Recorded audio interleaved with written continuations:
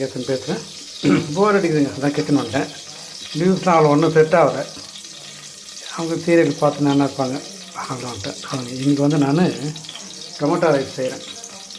எண்ணெய் ஊற்றிட்டு சோம்பு அண்டு சின்ன பட்டை போட்டுருக்கேன். ஒன்று தான், நிறைய போடணும், மசாலா ஓவர் ஆகிடும்.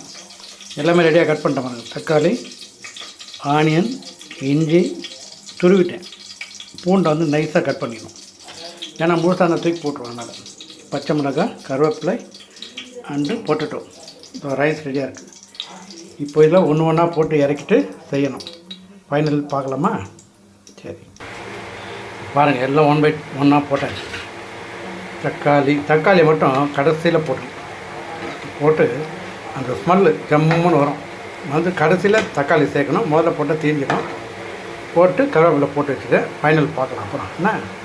ஹலோ, தக்காளி சாதம் ரெடி. சர்வ்